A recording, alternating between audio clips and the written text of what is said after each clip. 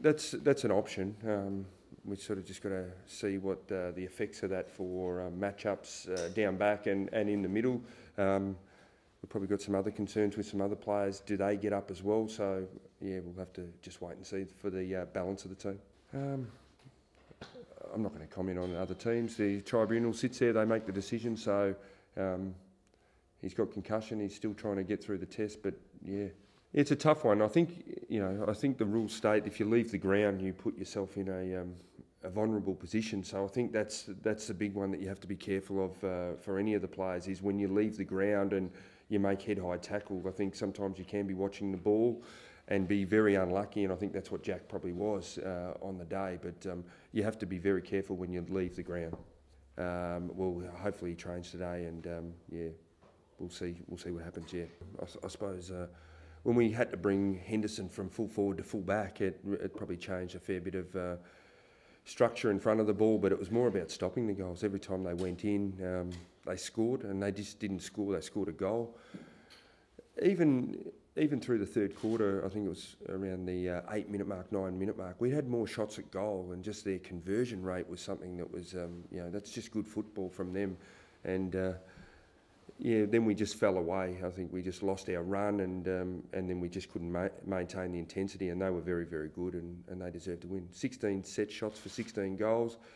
But the disappointing part was probably the free kicks that we gave from stoppage situations. We gave 7 free kicks around the stoppages or from the stoppage that resulted in goals, and that's pretty poor on our behalf. That just shows that we were second for the ball, or we just waited for the opposition to really dictate terms.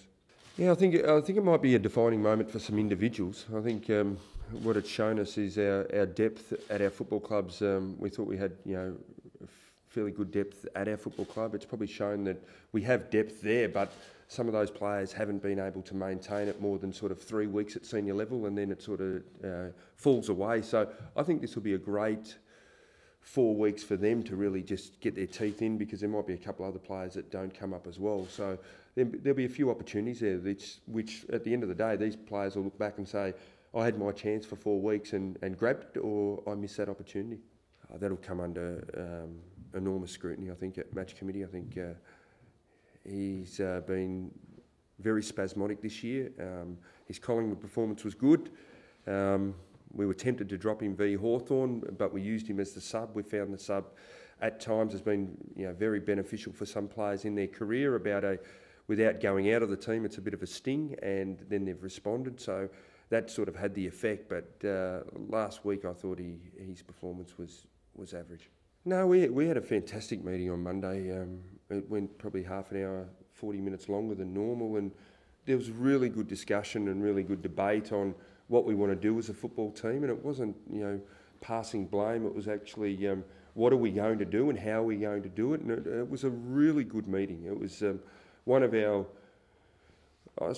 best meetings that we've had, from honesty and really, I suppose, expressing their own feelings, some in the team and some out of the team. And I thought it was really good from a coach's point of view to say, okay, they're on the same page as the coaches, and we need to address this, and this is how we're going to get better as a team.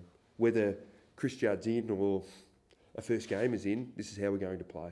Yeah, he's one that's been that will be right to play. We've got the debate whether we bring him up. It'd be a huge risk to bring him up at senior level, knowing that his history with injury and then how does he get through, and it's he might get through this week, but the effects that it has next week. So he's one that we would love to just rush straight back in, but if he broke down again or had an injury, we want to make sure that he finishes the year really strong and make sure that he keeps playing football.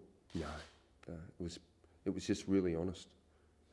It was to the point. It was the things that we thought as coaches, and they nailed it. It was really good. I think you have meetings, and sometimes they go where you want them to head, but this just I don't think anyone was looking at the clock to say let's get out of here and move on. It actually went a fair bit longer than a normal meeting would, and it was good. It was good to hear from the players and let them express themselves. Whether it was the individual or groups, we broke them into groups. We had a chat. Yeah, I thought it was brilliant. Yeah, it's a hard one. It's Levi played 70 minutes at VFL 2 weeks ago, and then we got permission for him to play VFL reserves last week, which he played, which was great. Luke Mitchell had played 4 VFL games in his 2 years at our football club, and we asked permission to play VFL 2s and was knocked back, so he didn't even play a game. So it's just it's a awkward system that we still keep scratching our heads. He's played 4 VFL games in his whole 2 years in the AFL system, and he's knocked back about playing football in a development program. So it's something that we still don't understand.